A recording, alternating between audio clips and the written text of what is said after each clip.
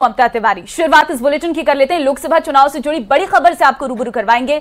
CM Bhajanlal का धुआंधार प्रचार। शाम 5 बजे नागौर की कुचामन सिटी पहुंचेंगे और कुचामन में जनसभा को संबोधित करेंगे। इससे पहले गुजरात दौरे पर भी रहेंगे मुख्यमंत्री भजनलाल शर्मा। गुजरात में चुनावी सभाओं को संबोधित करेंगे और उसके बाद कुचामन आएंगे, जहां पर बीजेपी प्रत्याशी के पक्ष में वोट की अपील की जाएगी और उसके बाद शाम 5 बजे नागौर के कुचामन सिटी पहुंचेंगे। नागौर की अगर बात की जाए तो बीजेपी की प्रत्याशी है ज्योति मिर्धा, वहां पर भी शक्ति प्रदर्शन किया जाएगा, चुनाव की अपील की जाएगी।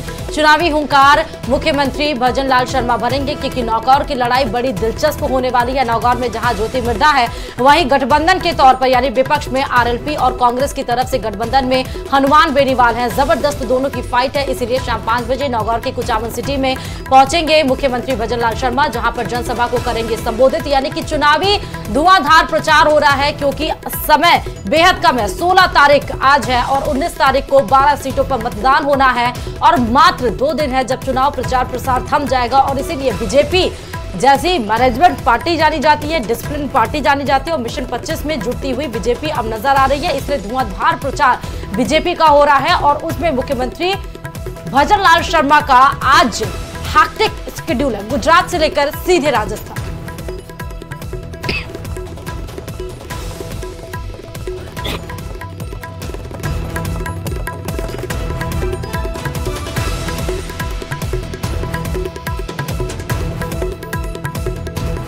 सीएम भजनलाल का धुआंधार प्रचार आज रहने वाला है। कुचामन में वो जनसभा को संबोधित करेंगे और नागौर के कुचामन में शाम 5 बजे उनकी जनसभा रहने वाली है। सीएम लगातार एक्टिव मोड में है, क्योंकि 25 सीटों पर जीत दर्ज करनी है और वो भी बड़े मार्जिन के साथ। ये भारतीय जनता पार्टी का इस वक्त फोकस है। लगातार चुनावी रैलियां लगातार जारी है और क्योंकि 19 अप्रैल को पहला चरण का चुनाव है और ऐसे में उससे पहले जो है चुनाव प्रचार थम जाता है 2 दिन पहले, और इसीलिए जो धुआंधार प्रचार है वो अब लगातार किया जा रहा है। और क्योंकि भारतीय जनता पार्टी का साफ तौर पर विजन है केंद्र में सरकार ने जो काम किया है उसको जनता तक पहुंचाना। और ये भी बड़ी खबर है, जहां पर मुख्यमंत्री भजनलाल शर्मा गुजरात और नागौर के कुचामन में जाएंगे तो वहीं सीकर का दौरा भी करेंगे। फतेहपुर में मुख्यमंत्री रोड शो करेंगे। कल भी आपने देखा कि मुख्यमंत्री ने रोड शो किया था। आज सीकर के बेसवा गांव में जनसभा को संबोधित भी करेंगे। शुभकरण चौधरी के समर्थन में ये रोड शो रहने वाला है। बीजेपी के झुंझुनू प्रत्याशी हैं शुभकरण चौधरी। तो फिलहाल बड़ी जानकारी आपको दे रहे हैं। बीजेपी से झुंझुनू प्रत्याशी शुभकरण चौधरी और सीएम भजनलाल का आज सीकर का दौरा रहने वाला है। सीकर के बेसवा गांव में वो जनसभा को संबोधित करेंगे। तो ये बहुत सारे कार्यक्रम आज सीएम के रखे गए हैं और ताबड़तोड़ चुनाव प्रचार में इस वक्त मुख्यमंत्री जुटे हुए हैं और ऐसे में आज फतेहपुर में भी मुख्यमंत्री का रोड शो रहेगा, क्योंकि सीकर में पहले ही चरण में होना है चुनाव, चाहे सीकर हो चाहे हम नागौर की बात करें। दिलचस्प यहाँ सबकी फाइट है। पहले चरण के चुनाव प्रचार प्रसार के लिए मुख्यमंत्री भजनलाल शर्मा काफी एक्टिव मोड में नजर आ रहे हैं। और चलिए बढ़ते हैं आगे। सोमवार को केंद्रीय गृह मंत्री अमित शाह ने जयपुर की 4 दीवारी में रोड शो किया। रोड शो सांगानेरी गेट से शुरू होकर छोटी चौपड़ पर खत्म हुआ। करीब 1.5 किलोमीटर से ज्यादा का लंबा रोड शो 1 घंटे तक चला। इस दौरान अमित शाह के साथ मुख्यमंत्री भजनलाल शर्मा, डिप्टी सीएम दिया कुमारी और जयपुर शहर लोकसभा सीट से बीजेपी की प्रत्याशी मंजू शर्मा भी मौजूद रही। और इसी जगह विधानसभा चुनाव में प्रधानमंत्री नरेंद्र मोदी ने भी रोड शो किया था। इससे पहले केंद्रीय गृह मंत्री के दौरे के लिए पूरे शहर को बीजेपी के झंडों और पोस्टर से सजा दिया गया। पुलिस ने शाह की सुरक्षा को लेकर बैरिकेडिंग की थी। शाह के दौरे के लिए 4 दीवारी में वाहनों की आवाजाही को पूरी तरह से बंद कर दी गई थी। तो आप ये भी नजारा देख सकते हैं जयपुर का, जहां पर भव्य रोड शो किया गया।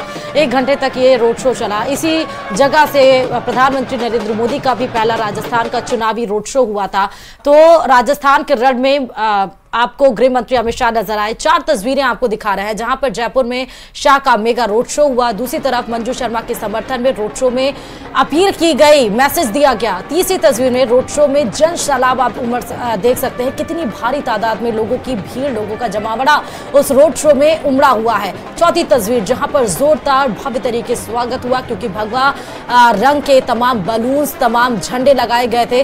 तो एक बीजेपी का ये जो कह सकते हैं चुनाव प्रचार के लिए ये जो मैनेजमेंट है वो काफी ज्यादा अच्छा माना जा सकता है। और जयपुर से ही तमाम, क्योंकि 8 विधानसभाओं को साधने की कोशिश यहां से की गई है और इसके पहले पीएम मोदी ने भी यहीं से रोड शो अपना शुरू किया था।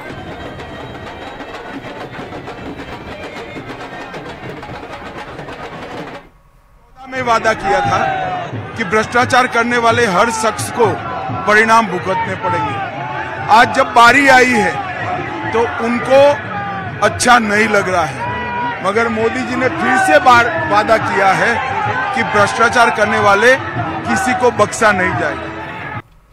चलिए बड़ी खबर आपको बता दें, सलमान खान के घर पर जो फायरिंग हुई थी उससे जुड़ी एक बड़ी खबर यह है कि मुंबई क्राइम ब्रांच ने दोनों आरोपियों को दबोच लिया है। दोनों शूटर को गुजरात के भुज से गिरफ्तार किया गया है। शूटर विकी गुप्ता और सूरज पाल को गिरफ्तार किया है। बिहार के पश्चिम चंपारण जिले के रहने वाले हैं दोनों।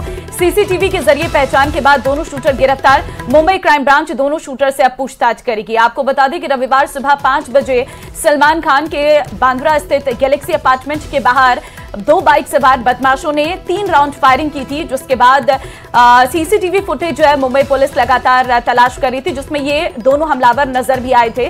और इसी सीसीटीवी फुटेज के आधार पर जो हम आपको तस्वीर में भी दिखा रहे हैं, जिसमें आप देख सकते हैं पहली, दूसरी, तीसरी 3 गोलियां चलाई थी इन बदमाशों ने। और फिलहाल पुलिस ने इन दोनों ही बदमाशों को गिरफ्तार कर लिया। उसकी भी तस्वीर हम आपको दिखा रहे हैं। दरअसल बिहार के चंपारण के निवासी ये बताए जा रहे हैं। अब इनसे क्राइम ब्रांच पूछताछ करेगी कि आखिर इनका क्या मकसद था और किसके कहने पर ये यहाँ पर आए थे और इन्होंने क्यों यहाँ पर गोलियां चलाई थी। इन सब चीजों के पीछे जांच पड़ताल की जाएगी, क्योंकि पहली बार नहीं है जब सलमान पर अटैक की कोशिश की गई हो। छात्र संघ लोकतंत्र की फुलवारी है और इस फुलवारी से निकले कई युवा आगे चलकर राजनीति में अपना मुकाम हासिल करते हैं। ये बात इसलिए क्योंकि इस बार के चुनावी समर में छात्र राजनीति के कई सूरमा ताल ठोक रहे हैं। अभी देखिए रिपोर्ट।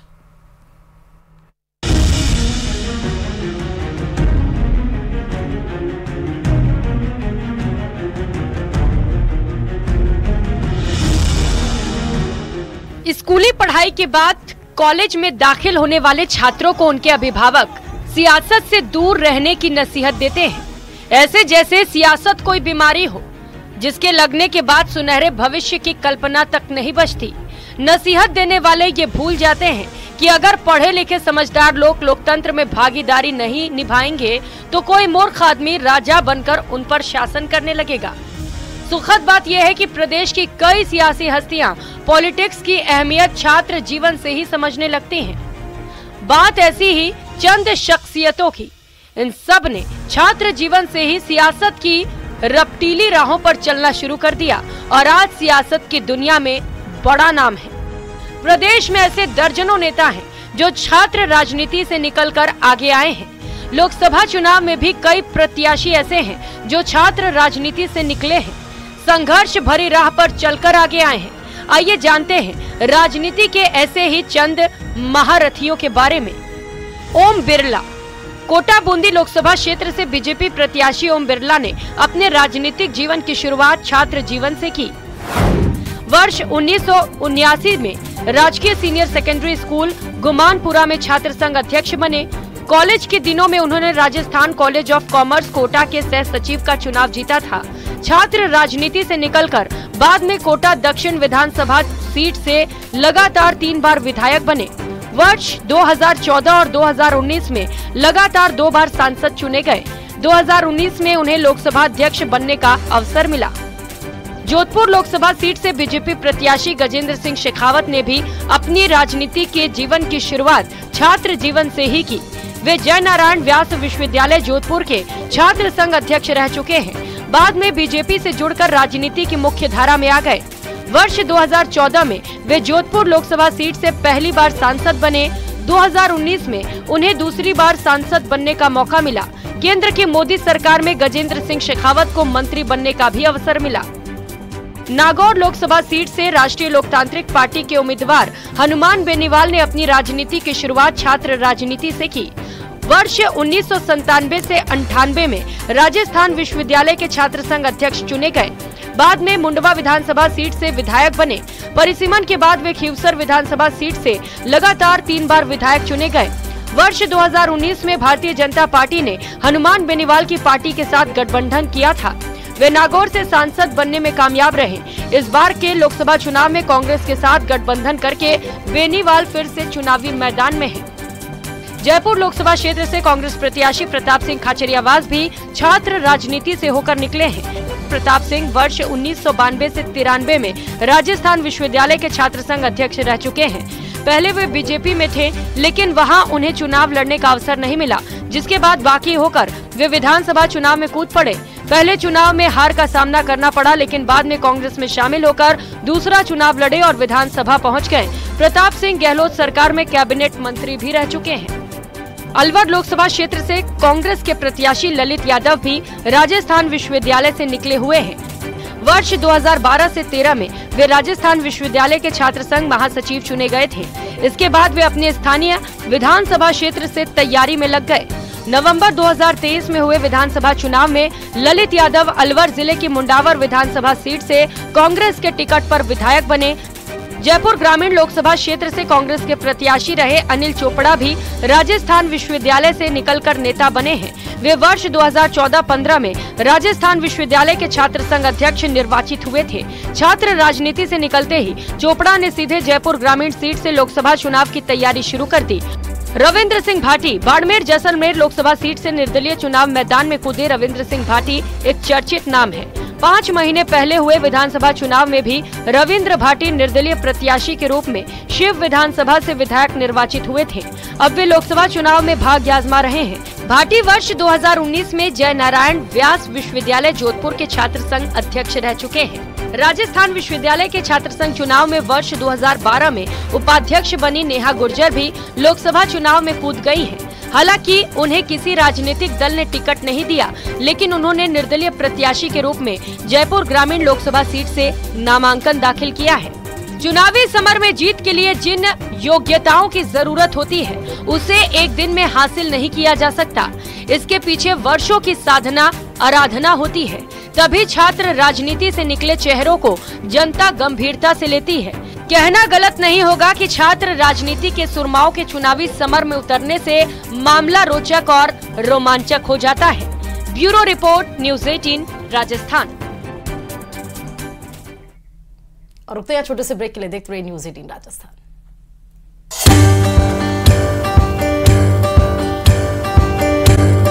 माँ महागौरी की आराधना हो रही है। मंदिरों में हो रहे विशेष आयोजन माँ महागौरी के लिए, क्योंकि अष्टमी के दिन ही तमाम घरों में पारण भी किया जाता है। 9 दिन का जो नवरात्रि का व्रत रहते हैं। आज माँ दुर्गा के 8वें रूप यानी माँ महागौरी की पूजा की जाती है। महागौरी को आप श्वेतांबर भी कहते हैं, क्योंकि ये श्वेत कपड़ा यानी कि सफेद कपड़ा धारण करती हैं। दुर्गा अष्टमी पर आज घर घर कन्या पूजन होगी। माता रानी के मंदिरों में भक्तों का तांता लगा हुआ है। और खबर पर हमारे संवाददाता अलग अलग जगह से जुड़े हुए हैं। अजमेर से अशोक हमारे साथ है, श्रीगंगानगर से भी अशोक ही जुड़े हुए हैं और टोंक से दौलत हमारे साथ जुड़े हुए हैं। उनकी तरफ रुक करते सबसे पहले अजमेर चलते हैं। अजमेर तो वैसे भी दरगाह की मानी जाती है, यानी कि शक्ति का एक पूरा भंडार माना जाता है अजमेर को। लेकिन आज अशोक, किस तरह की तैयारियां हैं अष्टमी के दिन पर? मंदिरों में किस तरह की भव्य तैयारियां की जा रही हैं और लोगों में किस तरह उत्साह है? क्योंकि नवरात्रि का आज आखिरी दिन भी मानते हैं बहुत सारे घरों में। आज पारण भी होता है 9 व्रत रखने के बाद का।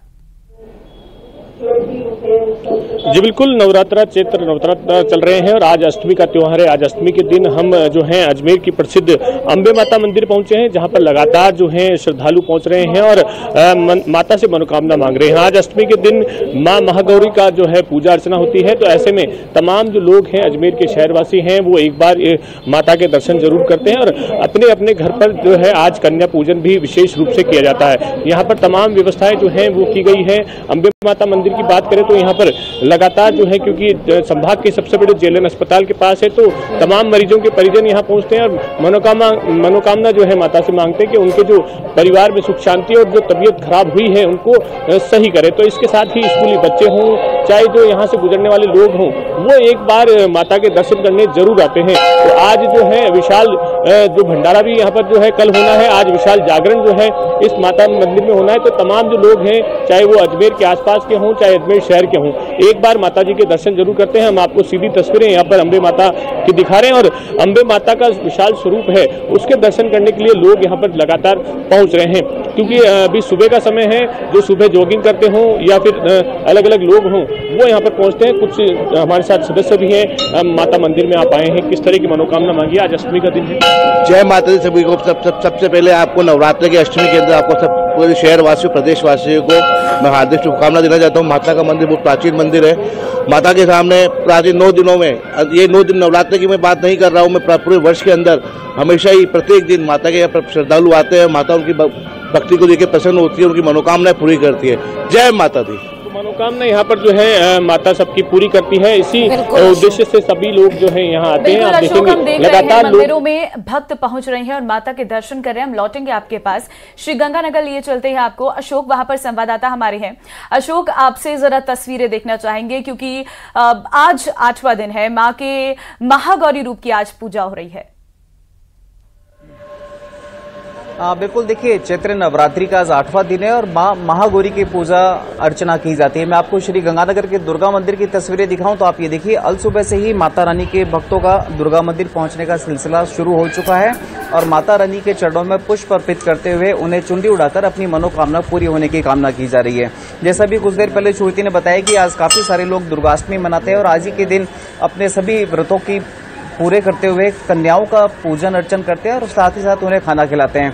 तो निश्चित तौर पर श्री गंगानगर में भी अधिकांश श्रद्धालुओं के द्वारा दुर्गाष्टमी मनाई जाती है और आज कन्याओं को भी भोजन कराया जा रहा है। फिलहाल हम श्री गंगानगर के श्री दुर्गा मंदिर में मौजूद हैं। हम आपको यहाँ की तस्वीरें दिखाएं तो आप ये देखिए, जिस तरह से चैत्र नवरात्रि के पहले दिन हमने जो भीड़ देखी थी श्रद्धालुओं की, वही भीड़ कमोबेश आज अष्टमी के दिन माँ महागौरी की पूजन अर्चना को देखी जा रही है। काफी ज्यादा संख्या में श्रद्धालु पहुंचे हैं। किस तरह से मनाई जी आपने नवरात्रे? हाँ जी, बढ़िया मनाए। नवरात्रे रखे है जी माता के। आज माता के मंदिर आए हैं, माता के मंदिर के पास ही रहते हैं, दुर्गा मंदिर के पास ही। बढ़िया मनाए। हाँ, माता जी से बात करते हैं। माता जी, किस तरह से मनाए इस बार नवरात्रे? बहुत अच्छी तरह मना रहे हैं, रोज आ रहे हैं, आप मिल ही रहे हो और मन में खुशी होती है। तो आज अष्टमी के दिन कैसे पूजा पाठ की जाती है, क्या किया जाता है? अष्टमी वो कंजक को कोई सामान दे देते हैं, पैसे देते हैं, शीरा हलवा पूड़ी बना के कंजक बिठा देते हैं। हाँ बिल्कुल, देखिए आज चूंकि दुर्गाष्टमी है तो कन्याओं को प्रसाद दिया जाता है। पंडित जी, आप बताएं कि आज महागौरी की पूजा अर्चना की जा रही है, किस तरह से उन्हें प्रसन्न किया जाए?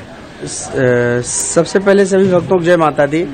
माता रानी को पुष्प और धूप दीप जला करके अर्पण करते हैं, इससे माँ भगवती प्रसन्न होती है। माँ भगवती को सबसे प्यारा महागौरी को नारियल का भोग और माता रानी को खीर का भोग, ये बहुत प्रिय है। ये भोग लगाने से माँ भगवती प्रसन्न हो जाती है और सभी भक्तों में सदा सद्बुद्धि रहती है और कृपा बनाए रखती है। शुक्रिया पंडित जी। जैसा कि पंडित जी ने बताया कि माता रानी को आज नारियल का या फिर खीर का प्रसाद चढ़ाया जाता है, तो उससे माता रानी जल्दी क्योंकि अशोक के श्वेतांबर ही इनको कहा जाता है और माँ गौरी 8 साल की मानी जाती हैं। फिलहाल आपके पास लौटेंगे, लेकिन टोक से दौलत हमारे साथ जुड़े हुए हैं। दौलत हमारे साथ टूट गया है। फिलहाल रुकते हैं यहाँ, छोटे से ब्रेक ले और आपका बहुत बहुत शुक्रिया तमाम जानकारी देने के लिए। रुकते छोटे से ब्रेक ले, देखते रहिए न्यूज़ 18 राजस्थान।